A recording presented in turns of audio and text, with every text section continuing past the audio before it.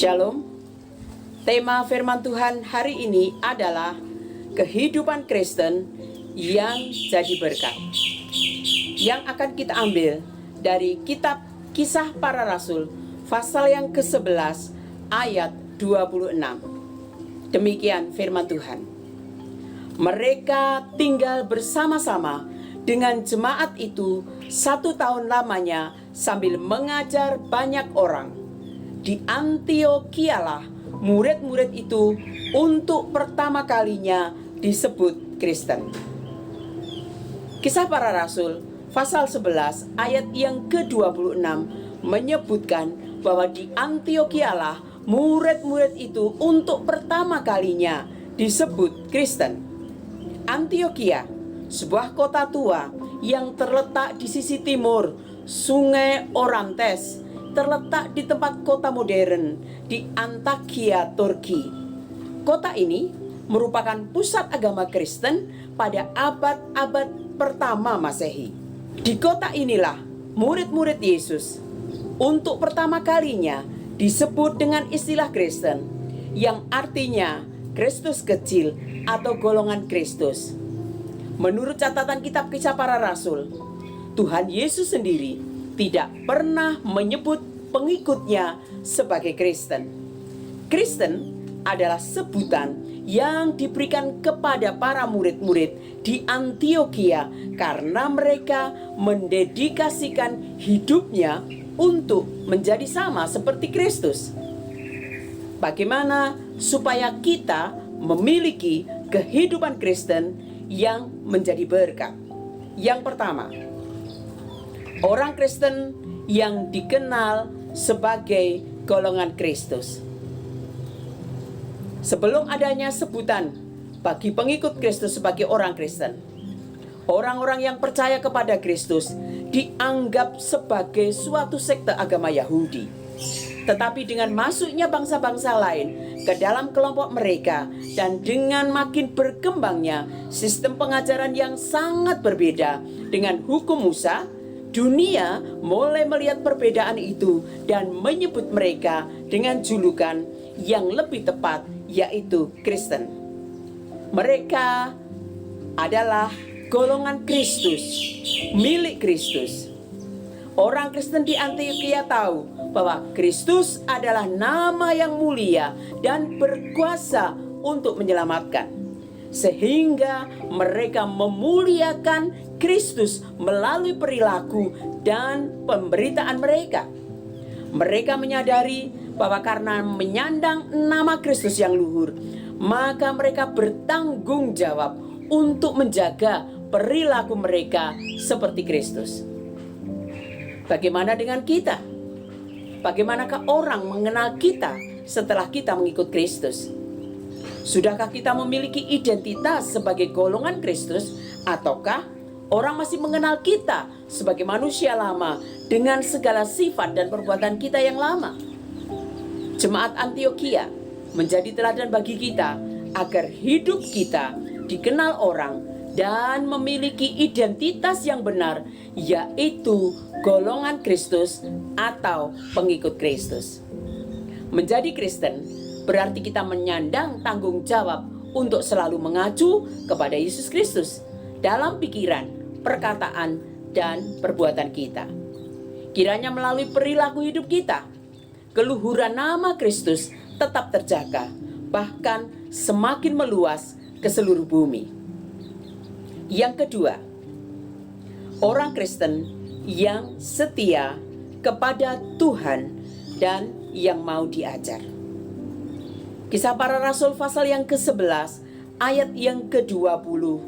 Firman Tuhan mengatakan, akan tetapi di antara mereka ada beberapa orang Sifrus dan orang Kirene yang tiba di Antiokhia dan berkata-kata juga kepada orang-orang Yunani dan memberitakan Injil bahwa Yesus adalah Tuhan. Ayat firman Tuhan ini menuturkan kepada kita bahwa di antara mereka yang datang ke Antiokhia terdapat beberapa orang Sifrus dan orang Kirene. Mereka hidup bergaul, membaur, dan berbicara kepada orang-orang Yunani. Mereka juga memberitakan Injil firman Tuhan dan menyatakan bahwa Yesus Kristus adalah Tuhan. Anak tunggal Allah Bapa adalah Tuhan, Mesias dan Juru Selamat. Semua orang yang berdosa yang percaya kepadanya.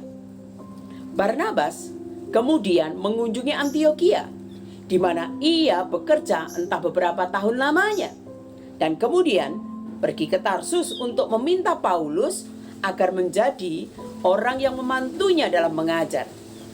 Mereka bekerja bersama-sama selama sekurang-kurangnya 1 tahun setelah itu, sebagaimana dijelaskan dalam ayat yang ke-26.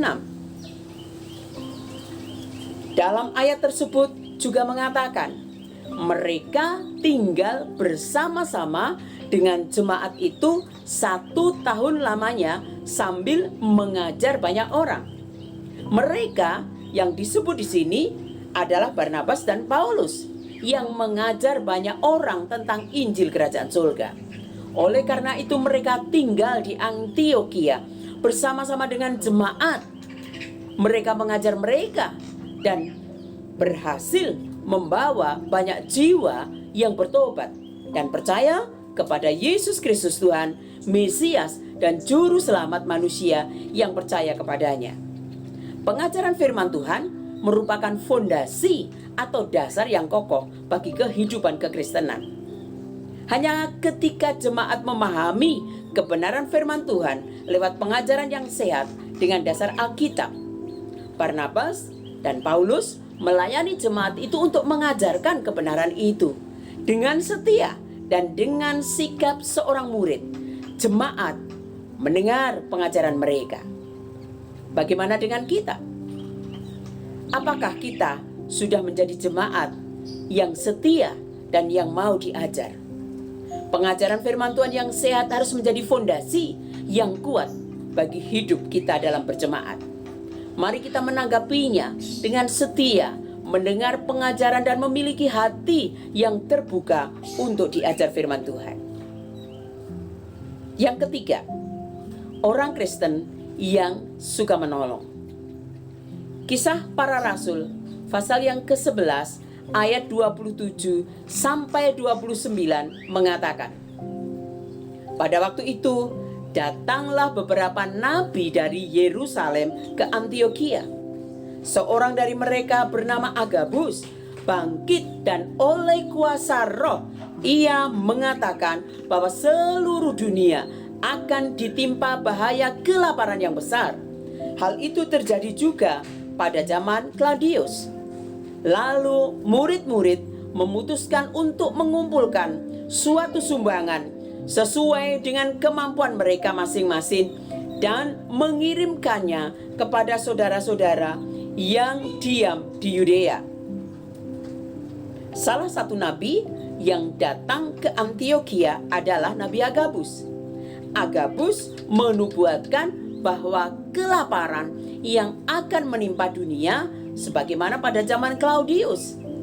Kedatangan Agabus, salah seorang nabi Tuhan, ke Antiokhia untuk menubuatkan bencana kelaparan yang terjadi di Yerusalem pada masa Kaisar Claudius pada tahun 46 Masehi.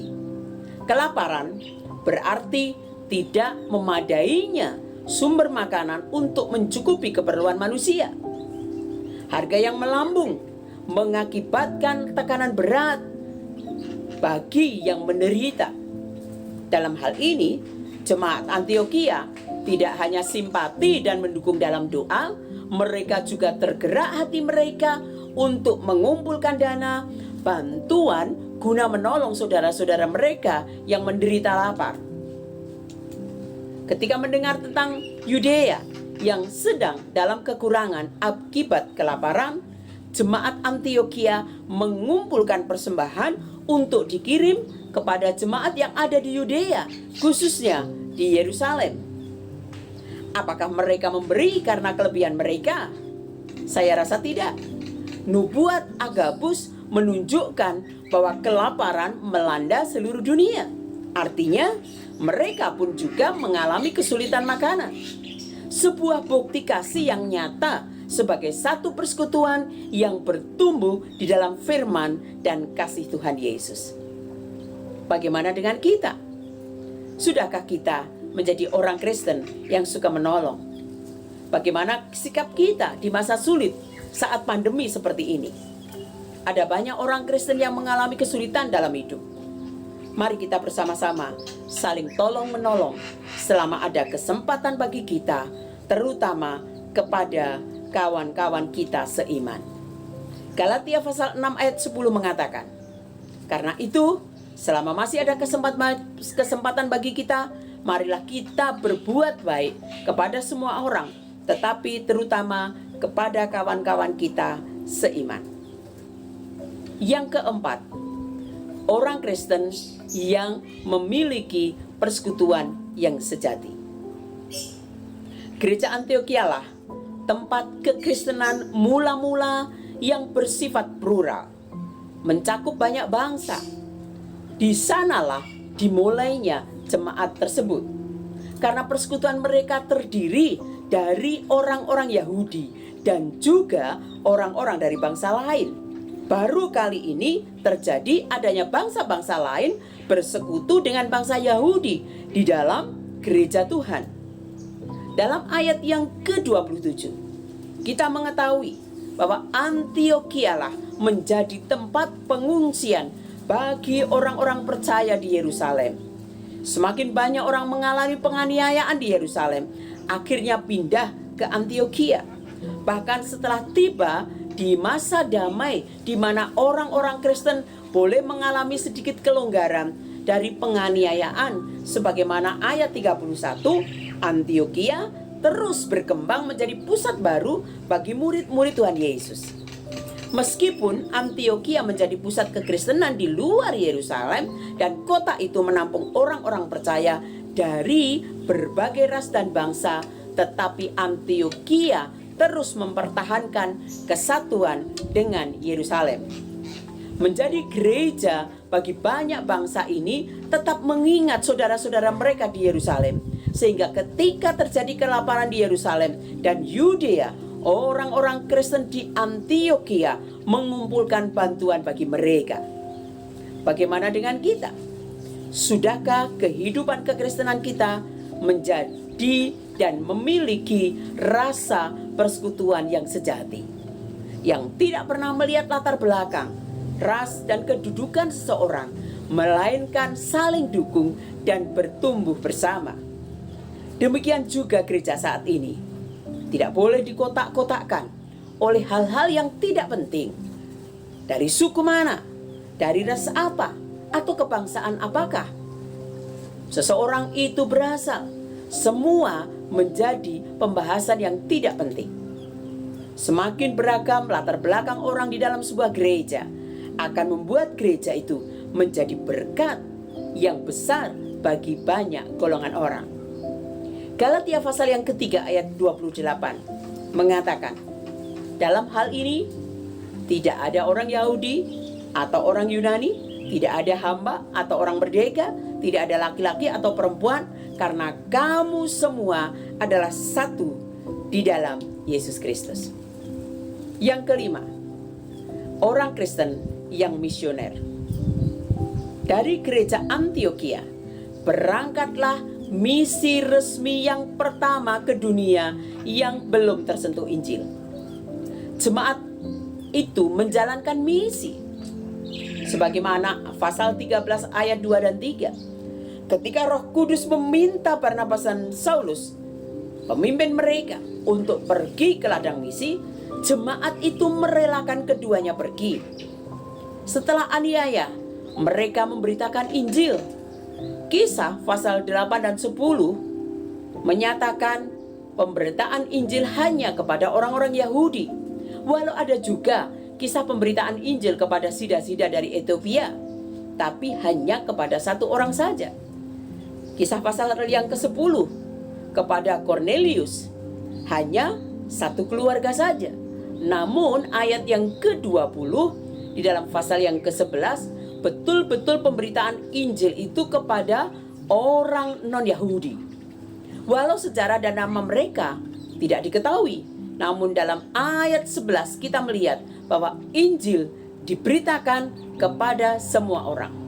Karya Tuhan yang membangkitkan gereja Antiokhia dengan menggunakan orang-orang biasa, bukan seorang rasul besar seperti Petrus, Yakobus, dan yang lainnya.